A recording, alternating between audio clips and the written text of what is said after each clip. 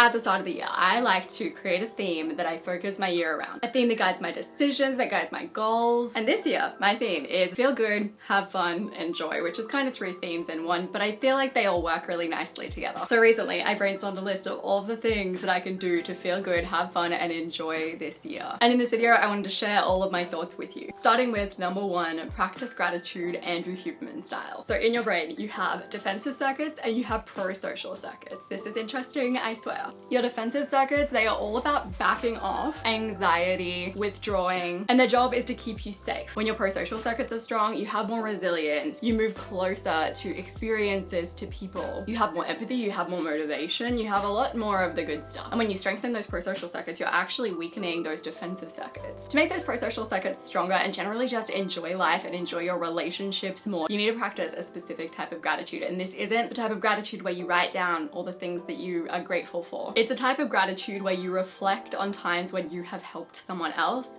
or someone has been helped. So for example, you helped a friend move. Think back on how they were struggling and how they would have felt appreciative when you offered your help. This seems like a sort of self-obsessed way to practice gratitude, but it's been shown to be the most impactful, and it's also shown to rewire your brain, quite literally strengthening those pro-social circuits. And it's much more impactful than a things I'm grateful for list, which does still feel good, but just doesn't have as big of a brain impact. So I heard about this through Andrew Huberman, and immediately I put it into a meditation in intention, because I was like, well, if it literally rewires your brain, I want it in my meditations in intention, because that's what the app is all about. So far, I popped it into the mindful tidy meditation because I already do a 15-minute tidy and I wanted to make it mindful and practice gratitude while I do it. And if you are looking for exercises that retrain your way of thinking, download intention. I'm gonna have the link in the description down below. Number 2, listen to stories of kindness. So the same impact on those pro-social circuits can be had if you just watch a movie about kindness. Me and my partner watched, I think it's A Man Called Otto. All of my pro-social circuits were activated. I left that movie with intentions of baking for my neighbors. So if you want somewhere to start, that's a good one. But I'll also have a list of movies that you can watch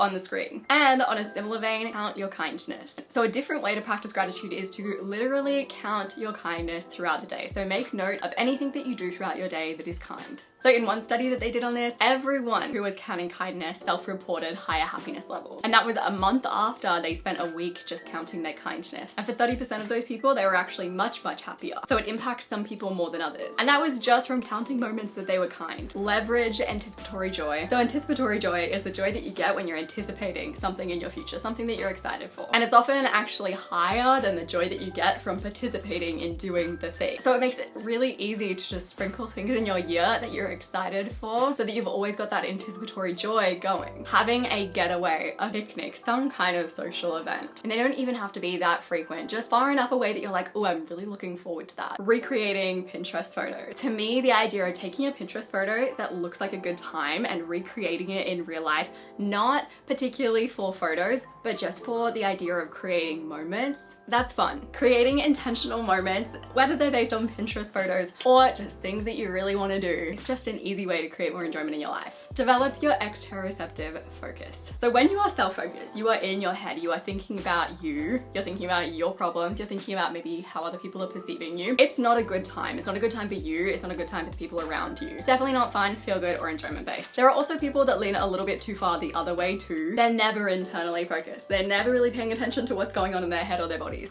And I think there's problems with both ends of the spectrum. But most people I know lean towards being too internally focused. And if you're watching this type of content, that might be you too. So to create more enjoyment, more fun, more feel-good moments, focus on intentionally developing that task-focused attention. Intentionally stepping into the present moment multiple times a day. Whether that is when you are tidying, when you're having a shower, when you are doing the dishes. Try to give yourself little triggers throughout the day that make you go, okay, let's step into the present moment now. I talked a little more about this in my video on 5 ways to change your life in 1 year. Rumination and worry management techniques. In general, the people that worry the most about the future and ruminate the most about the past will be some of the unhappiest people that you know. Why does that feel like such a harsh statement? But it's true. And it's fine if that's where you're at right now, because that's something that you can work on. I don't worry so much about the future, but I can over-focus on things that have happened in the past. And I used to think that there was nothing that you could really do to manage rumination, but as it turns out, there are a bunch of things that you can do. First Firstly, worry about it later. Just tell yourself, hey, love that. Let's think about it later in my journaling session. Most of the time, you won't want to think about it later in your journaling session. Secondly, bring your focus back to the present moment. Let the thought be. Thirdly,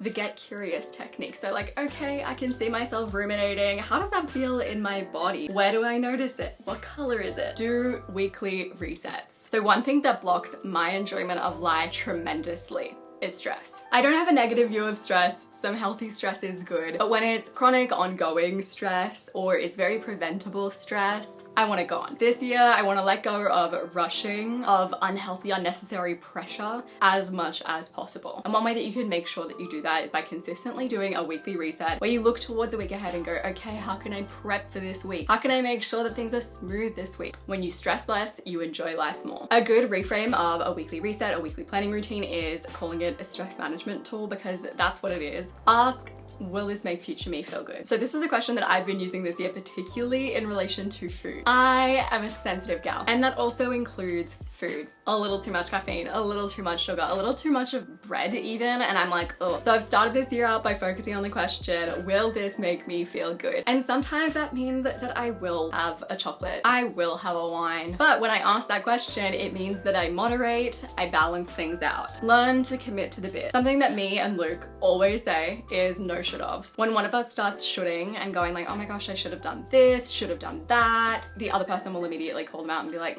no should-ofs. This is our commit to the bit attitude, and it makes life better in every way. Make a decision, commit to the bit. Learn whatever lessons you need to learn, move on. You will be so much happier for it. Journal on your problems. Something that I don't handle well is being around people who talk about their problems a lot and they never do anything about their problems. And when you're around that kind of person, you usually know like they're not the kind of person that is enjoying life because they aren't doing anything to solve their own issues. And don't get me wrong, I've definitely been that person before, and I try my absolute hardest not to be that person. And in 2023, I think a good approach to problems in general is separate them into 3 buckets. Things you can control, things you can influence, things you can't control. The things that you can control, journal on them. Find any limiting assumptions you have in that area and journal on those too. Brainstorm ideas of actions to take regularly. And for the things that you can't control, make a conscious effort to sit with them and accept them. Off-brand projects. So in 2022, something that I really enjoyed doing was sprinkling these little off-brand projects into my life. I'd pick something that felt a little off-brand, a little bit uncomfortable, not super me, and I would commit to doing it for a period of time. So ocean dips with my partner when I'm really a laze in the sun girl, wearing more color when we all know I have a history of being a beige kind of woman, doing a public speaking course for 5 weeks, going to a gym on my own, posting things on Twitter, things that I just wouldn't normally do, but carrying it forward into 2023 to create a year of enjoyment, of fun, of feeling good. I'm gonna have a list on the screen of ideas